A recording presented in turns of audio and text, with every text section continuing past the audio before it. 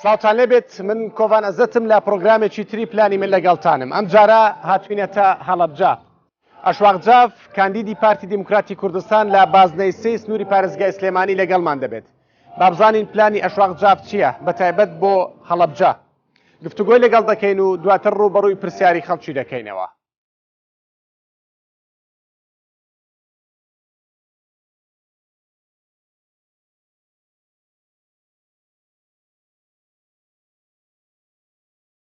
ئەشواقخان بەخێر بێت. زۆر سپاس. بەر لێ بچینە سەر پرسیارەکان ئەمێ بزانم پلانی ئەشواقجاف چییە چیتە پەرلەمانی ئاوات. زۆر سپاس جەنابێت سڵاو لە بینەرانەکەی 24. زۆر سپاس. ئێمە وەکو کاندیدانی پارتی دیموکراتی کوردستان دوو پلانمان هەیە، هەرچەندش ئەوەی پلانەکانی خۆمان خۆی بەشێکە لەو کارنامەی کە پارتی دیموکراتی کوردستان دایناوە و بریتیە لە بەدەستهێنانی مافە نیشتیمانیەکان و هەروەها هاشنەتەوەیەکان و پاراستنی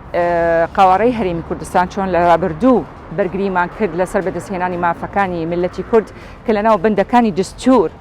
هاتووە و هەروەهاش بەرگریمان کردووە لە قاوەڕەی هەرێمی کوردستان لە داهاتوش بە هەمان شێوەیە لە ڕێگەی جێبەجێکردنی بەندەکانی دەستور و بەدەستهێنانی مافەکانی پێشمەرگە و هەموو مافەکانی ملەتی کوردە و گەڕانەوەی بەڵێ گەڕانەوەی ناوچە کوردستانکان بۆ بابەشی هەرێمی کوردستان. ئەمە بە ئیطارێکی عام ئەگەر یەیت و داخەڵی وردەکاری ئەم پلانەیە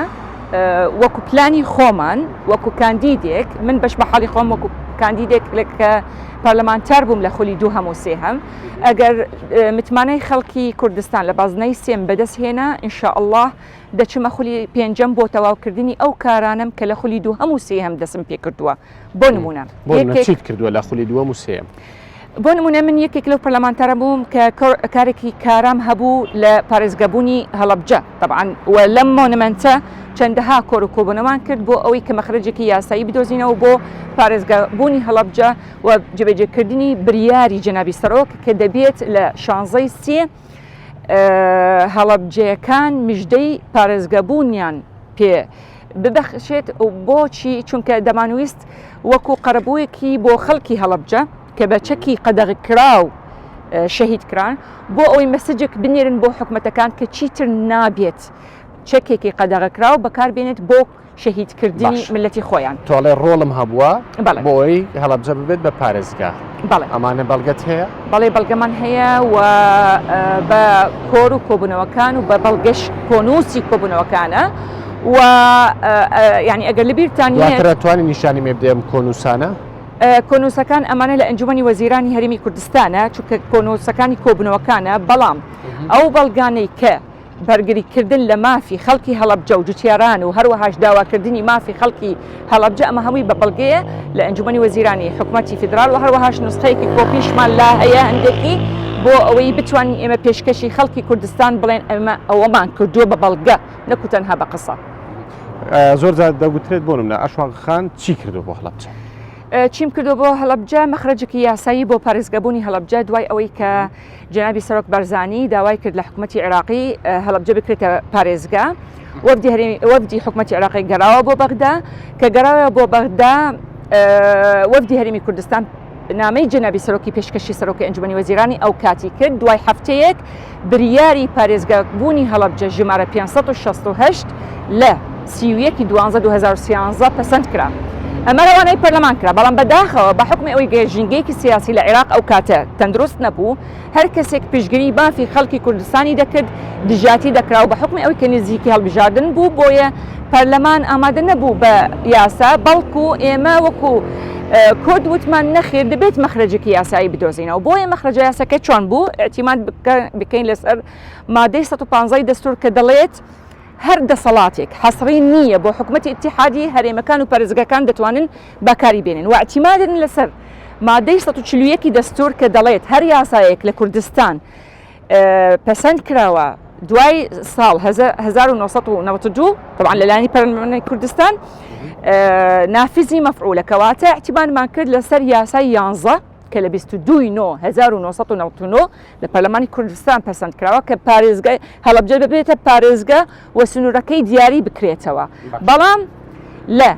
13/3/2014 بریاری ئەنجومەنی وەزیران ئەو لیژنەیە کە تشکیل کراوە بۆ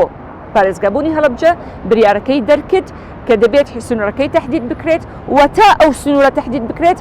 هەڵەبجە بکرێتە سنتەری پارێزگای هەڵەبجە. طبعا لە بەغدا چیمان کرد؟ جەنابەت ئەڵێ چیتان کرد؟ ئەوە طبعا مەخرجی یاسایی بەشداریم کرد و ڕۆڵێکی سەرەکیم بینی لەو مەخرجە کە پەرلەمانی عێراق ئامادە نەبوو چونکە نزیکی هەڵبژاردن بوو بۆیە ئێمە ئەو مەخرجە یاسیمان بەکاربێهێنا. لە خۆنی سێهەم بەڕاستی بۆ ئەوەی کە تۆ مافی هەڵەبجە بدەیت وەکو پارێزگا چونکە هەموو پارێزگایك مافی هەیە. بۆ نمونە تابلۆی سەیارەکانە بە نووسراوێکی فەرمی ئاراستەی عەبادیم کرد کە دەبێت ئەم تابلۆانە جێبەجێ بکرێت. مەسەلەی جوازات لێرە تابلۆیەکان دەوترێ مماتەڵەی پێدەکرێت باشە؟ ئەمە ڕاستە؟ نەخێر ئەمە تەنها پروپاگەندە بۆ لێدانی لە دەنگەکانی پارتی ئەگینا بە هیچ شێوەیەک ریگری یاسایی لێ نییە و بە بەڵگەشەوە باش بەڵگە هەیە کە هاتوچۆی سلێمانی چەندەها تابلۆی تەبع کرد بەڵام دواتر بەڕاستی پێویستی بە بینایەکی یعنی تەخەسوسیە پێویستی بە معمەل بۆ تەبعکردنی تابلۆکانە بۆ حکومەتی هەرێمی کوردستان و سەرۆکی حکومەتی هەرێمی کوردستان وەزیری ناوخۆ مەبلەغێکی پارە 6 میلیارد دیناریان تەرخان کرد بۆ دروستکردنی ئەو بینایەی هاتوچۆ چونکە بەڕاستی بینایەکی تەخەسوسی داوای و خۆشبەختانەش قۆناغێکی باشی بڕیوە. دووش ستافێکی متخصص تۆ ناتوانانی فەرمانبەرێکی بێنیت بیکەی بە ئەفسەری هاتوچۆ دەبێت ئەفسەرێکی هاتوچۆی متخصص ستافی هاتوچۆ لە پارێزگاکانی تر کەمن بۆ ئەوی بیان هێنن بۆ پارێزگای هەڵەبجە. ئێستا کار لەسەر ئەوە دەکرێت کە بیناکەتەوە بێت ستافێک بە حکمی ئەوی طبعاً جەنابەت دەزانی تعینیە کارەکان بەردەوامن بۆ جێبەجێکردنی ئەم مافە و پێدانی ئەو مافە شەرعیە بۆ خەڵکی هەڵەبجە. خاڵی سێهەم کە سەرەکی نییە ئەوەیە کە هەموو تەبلۆکانی کوردستان دەگۆڕێت بەڵام بە دەرەجە یەکەم و دووهەم کەواسم کرد بینای و معمەل و دووهەمیش ستافی متخصص کە ئێستا حکومەتی هەرێمی کوردستان کار لەسەر دابینکردنی دەکات. پرۆژه یاسایەک هەیە تایبەتە بە قەرەبووکردنەوەی زیان لێکەوتوانی دەستی ڕژێمی باس. ئەمە لە خولی دووهەم طبعاً بۆی کردووە بە تایبەت بۆ هەڵەبجەیەکان لە خولی دووەم پرۆژه یاسا بوو ئەمە خولی دووەم خولی سێم ڕۆیش و خولی چوارەمیش کۆتایی دێت بۆچی لەم دوو خولەیە پەرلەمان کە ئەیکات مقتەرەحە پەرلەمان کە پێشکەشی دەکات مقتەرەحە حکوومەت کە دەینێرێت وەکو پرۆژەیە بۆچی ئێمە یەکسەر پەسەندمان نەمان کرد بە پرۆژە بۆچی حکوومەتی ئیتیحادی بریارێکی وەرگردبوو لە محکەمەی ئیتیحادی کە پەرلەمان بۆی نییە یاسایەک تەشریع کات ئەگەر لایەنی دارایی تایە ئیقرەبووکردن پارەیە بۆیە ئێمە مەجبور بووین ئەو دوو وەزارەتە لەگەڵ ئەم دوو لیژنەیە ڕەشنووسەکانمان ئاراستەی حکوومەت بکەین وەکارێکی باشی لەسەر کراوە لە خولی سێ طبعاً خولەکەش تەواو بچکە تۆ ئەوە هەمووی کارە حتا من پەیوەندیم دەکرد لەگەڵ کەس و کاری هەنە نوێنەری کیمیاباران بۆ ئەوەی ژمارەکان بە تەحدیدی چکە هەندێک گفتوگۆمان دەکرد لەسەر ئەو ژمارایانە خولی سێهەم طبعاً خولی دووهەم تەواو بوو خولی سێهەم چەندەها نووسرا و ئاراستەی سەرۆکی ئەنجومەنی وەزیرانی فیدراڵم دەکرد ئەو ڕەشنووسە بنێرن بۆ پەرلەمان خەڵک چاوەڕێی مافی خۆی دەکات بەڵام بەداخەوە ماوەیەکی زۆر وەڵامیان نەدا دواتر بە بیان و شەڕی داعش و نەبوونی بوجە على ئەساس ئەوەی واخرا پەنام برد بۆ سەرۆکی کۆمار بە نووسراوێکی فەرمی و بەڵگەکەشت ئەدەمێ کە داوام لێ کرد کە دەداخل بکات چونکە من معقول نییە لە خولی دووهەم پێشکەشمان کرد لە خولی دووهەم من چەندەها نووسراوم ئاراستە کردووە کەس وەڵام نادەتەوە دواتر بەهۆی نەبوونی پارە بەڵام ئەمە مافە بۆیە من یەکێک لەو پرۆژانە کە تەواوکەری دووبارە دەڵێم تەواوکەری کارەکانم لە خولی دووهەم و سێم ئەگەر متمانم خەڵکی کوردستانم بەسەرهێنا لە خولی پێنجەم کاری لەسەر دەکەم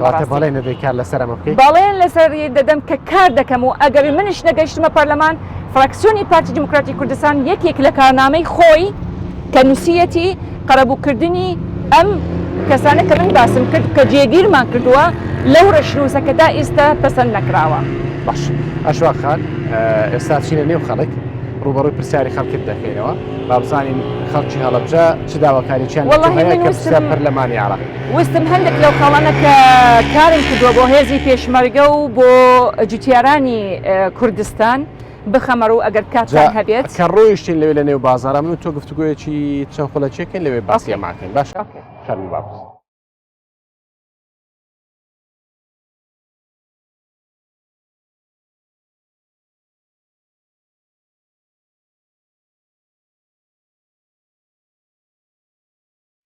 دکتۆرە ئێستا چینە نێو خەڵک ڕوبەڕووی پرسیاری خەڵکت دەکەینەوە بەڵام بەر لەوەی بچینە نێو خەڵک لە گفتوگوی من و خۆتە باس لە مافی پێشمەرگە و جوتیاران کرد باشە تویست پامێک بگەێنیت من بە بەرداوامی بەرگەنم لە مافی پێشمەرگەم کردووە و پێشمەرگە ئاسا مافەکانیان لە ناو ڕەشنووسی بودجەی دەوڵەتی عێراقی جێگیرمان کردووە و هەروەهاش پرۆژەی دابینکردنی یەکەی نیشتەجێبوون بۆ هێزی پێشمەرگەوانی کە کرێچین بەبێ فەرق و جیاوازی بۆ هەموو پێشمەرگەی کوردستانە بەڵام بە حکمی ئەوەی کە قەیرانی داراییە تەنها قۆنەغی یەکە پەسەند کراوە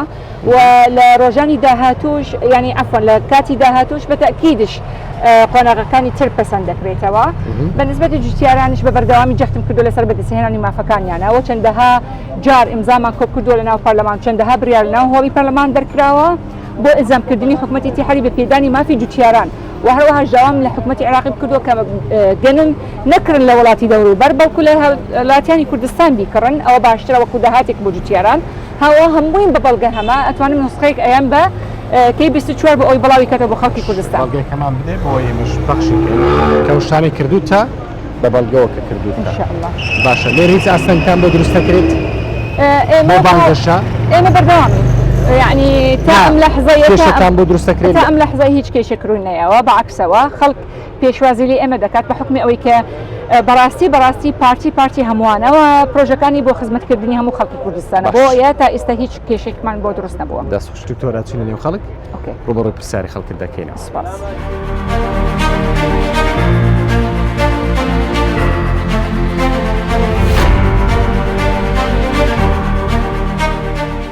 خاتو ئەشواغ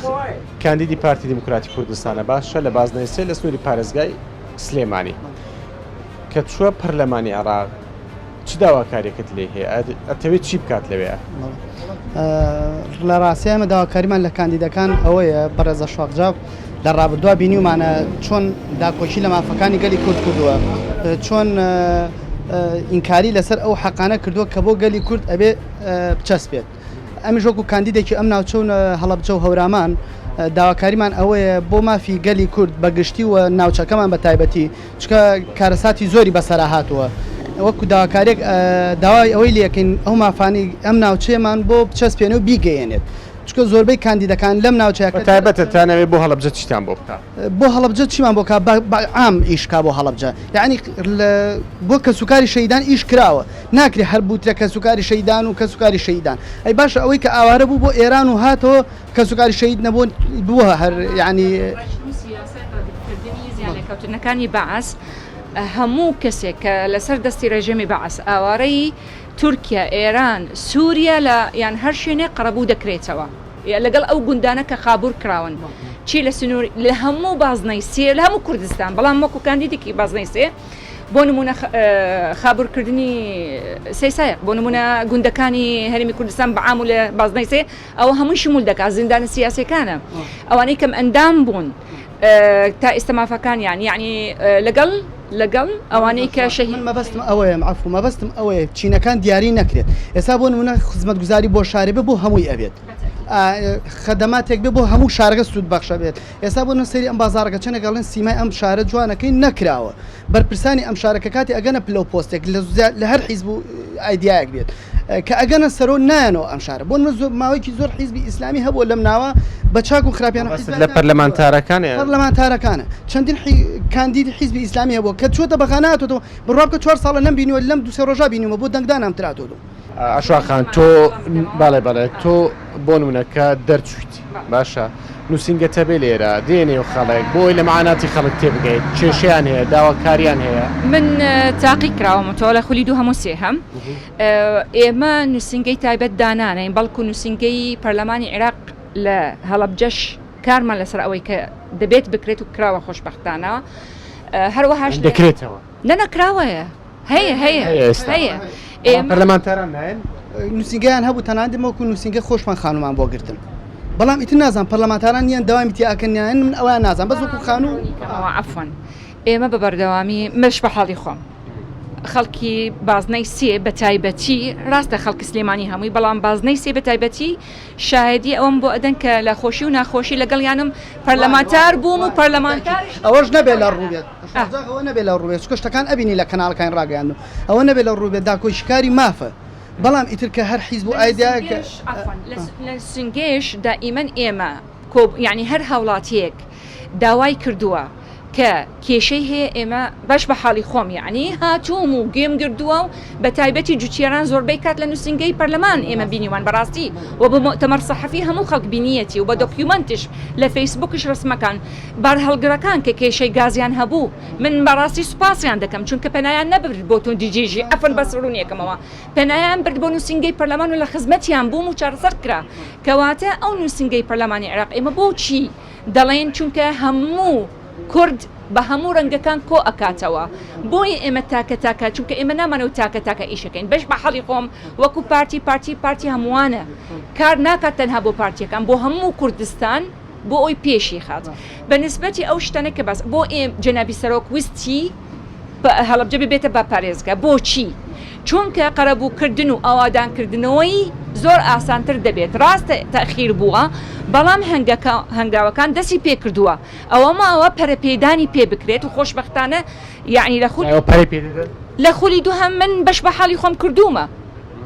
و ئەفۆن ئەفۆن دووهەم پارێزگەبوونی هەڵەبجەمان تەواو کرد سێهەمش بەردەوام بووم بەنسبەتی پاسپۆرت و لەوحەکانە لە پێنجەم بە تەکید تەواویکەن بۆچی من جەخت لەسەر ئەوە دەکەم کە لە پێنجەم دەبێت لەناو بودجە وەکو پارێزگای هەڵەبجە لە هەڵبژاردنش وەکو پارێزگای هەڵەبجە بۆ چونکە جەنابێت دەزانی ئاوادەکردنەوەی پارێزگاکان بودجەیەکی تایبەت بۆ پەرەپێدانی پارێزگاکان ڕاستە لە 2000 یعنی ساڵێک دانرا بە پارێزگا بەڵام لەسەر ئەزی وەقع جێبەجێ نەکرا ئێمە جەختمان دەکرد کە دەبێت بودجەیەکی تایبەت چکە پرۆژەکان دەکرێت جەنابەت باسی گەنج ئێمە یەکێک لە پلانەکانمان بە حکمی ئەوەی کە تەعیین نییە بودجە نییە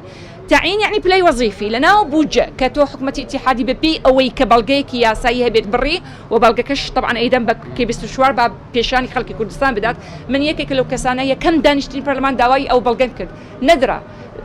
کەواتە لە پرۆژە یاسای بودجە پلەی وەزیفیە داناندرێت خۆی ئەسان لە هەرێمی کوردستان بڕاوە بودجە نادرێت بە هەرێمی کوردستان موچە جیاواز ئەفەن بەس بڕنی کەمە بۆت بودجە جیاوازە لەگەڵ موچە بەشێک لە بودجەکەیە بەڵام بودجە پلەی وەزیفیە تەعیینە بەڕاستی کار هەدەفەکەی چی بوو بۆی بڕا بۆ ئەوی متمانەی گەنج بە حکومەتەکەیان نەهێڵن بەڵام ئێستا خۆشبەختانە هەیئەی ئیستثمار 25 پرۆژەی لە پیشەسازی کشت و کاڵی ئاژەڵداری پەسەند کردووە بۆ هەڵەبجە یعنی بە سنووری پازنەیسەوە 150 پرۆژەیە لە جێبەجێکردن ئەمە ئەهلیە ڕاستە کۆمپانیایە بەڵام دەرفەتێک ئەرخسێنێت بۆ گەنج چونکە بەڕاستی ناکرێت گەنج بەبێ ئیش بمێنێت ئەمەش خەمتان دەخۆین بەڕاستی جەنابی سەرۆک بەرزانی خەمتان دەخوات چونکە ئێوە هەمووی ڕۆڵەی جەنابی سەرۆکن بەڕاستی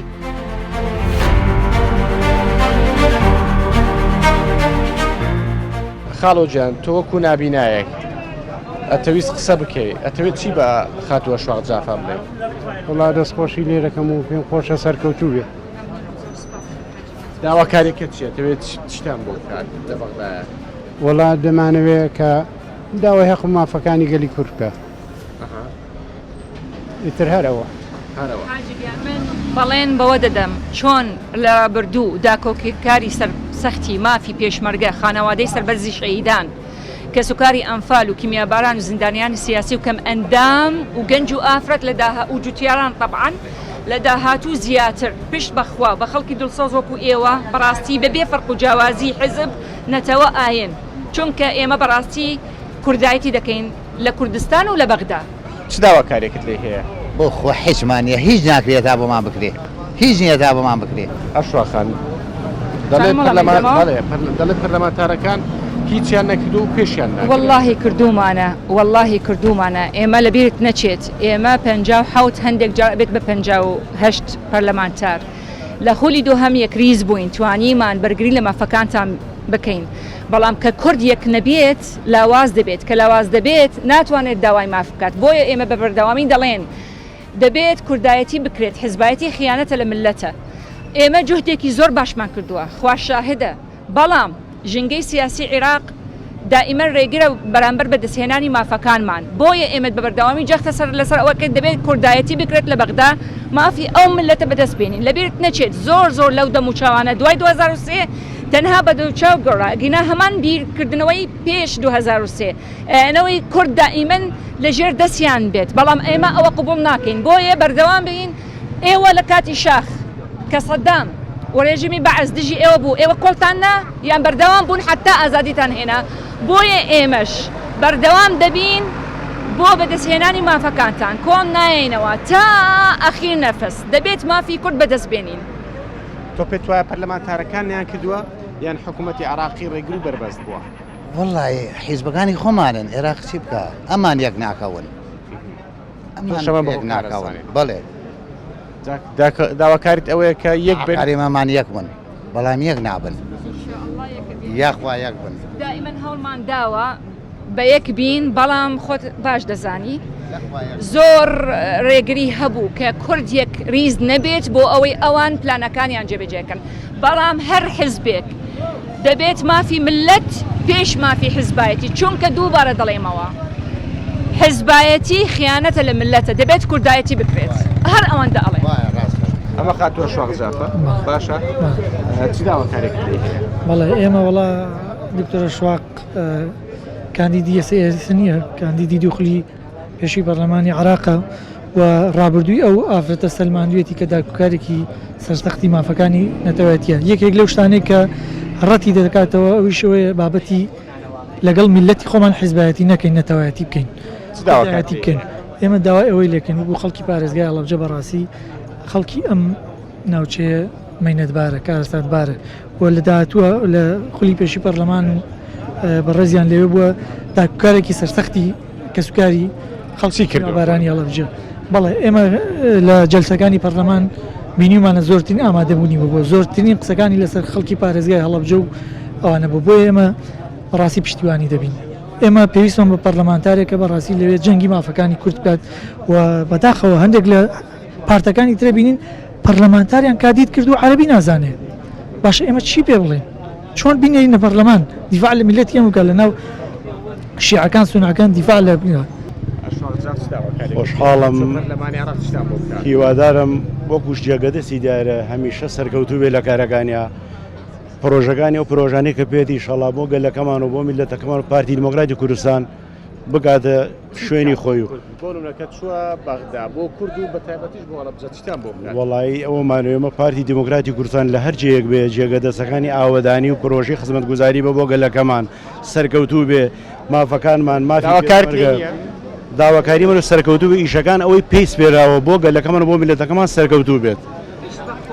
پشت بەخوا و بە خەڵکی دڵسۆز وەکو ئێوە ئینشاءڵڵە بەردەوام دەبین لە خەباتی سیاسی بۆ بەدەستهێنانی مافەکانتان سپاسەکەین و هەوڵی بەرقەراری بۆ دەین و دەستخۆشی و لێکەین و هیممەتی دەست سەرکەوتیش و بۆ خوازین 30 ساڵ پێشمەرگە بووم هیچ دینارێکیان پێ نەداوە وەڵڵا دینارێ وەڵڵا یەک دینار نیانبووتوە ماڵ بۆچی چودان هیچم ناوێ من بەس چی بکە وەڵڵا خۆی ئەزانێ لە خۆی لە من زیرەکتر کاتێ خانەنشین بوو کاتێ خانەنشین بوو پێشمەرگەی یەکێتی و پارتیش بوو کاتێ ڕۆی بۆ خانەنشینەکەی هیچیان بۆ حسێب نەکرد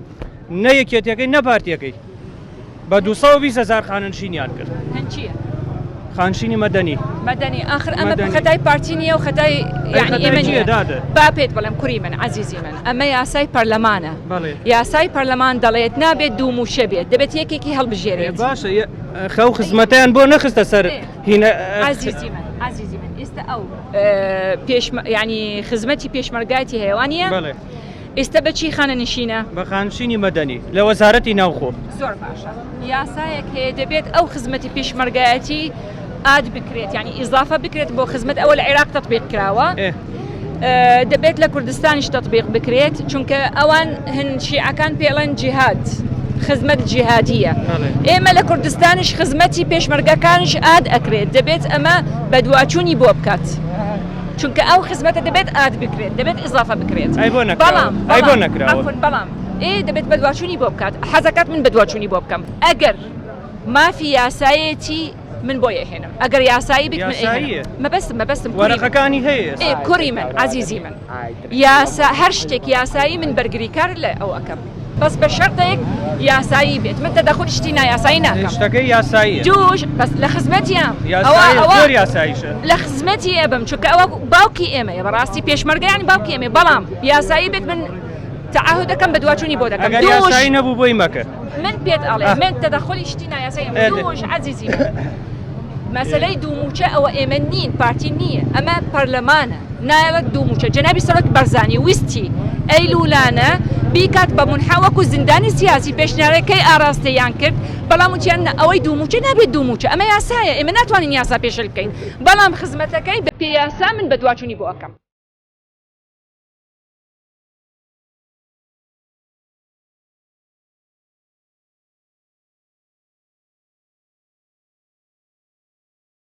خاتووە شۆخ چوینە نێو خەڵک ڕوبەڕووی پرسیاری خەڵکم کردیتەوە خەڵک پرسیارەکانی ئاراستە کردی تۆش قسەت لەگەڵ کردن و وەڵامت دانەوە بەڵێنت پێدان ئێستا خولەکەیک بۆ تۆ ئەتوانانی هەم بانگەشە بۆ خۆت بکەیت هەمیش بەڵێن بە خەڵک بدەیت بزانیت چیان بۆ ئەوکەیت. بەڵێ من دکتۆر ئەشواق کاندیدی پارتی دیموکراتی کوردستان ژمارە 22 لە بازنەی 3 چۆن لە ڕابردوو بەرگریکاری سەرسەختی مافی پێشمەرگە خانەوەدەی سەربەرزی شەهیدان کە سوکاری ئەنفال و زیندانیانی سیاسی و تیمەباران و کەم ئەندامان و ئافرەت و گەنج و جوتیاران بەڵێن دەدەم ئەگەر دەنگم پێ بدەن لە داهاتوو بەرگریکاری سەرسەختی مافەکانتان دەبم. زۆر سپاس. خاتووە شواقجاف کۆمەڵێک بەڵێنی بێەوە داوە ئەگەر دەربچێت و ببێتە بە پەرلەمانتار ئەم بەڵێنانەی جێبەجێ دەکات بابزان کە بۆ پەرلەمانتار تا چەند ئەو بەڵێنانەی کە بە خەڵکی هەرێمی کوردستانی داوا دەتوانێت جێبەجێیان بکات تا پرۆگرامێکی تر و کاندیدێکی تر هەر لە خۆشیدا بن.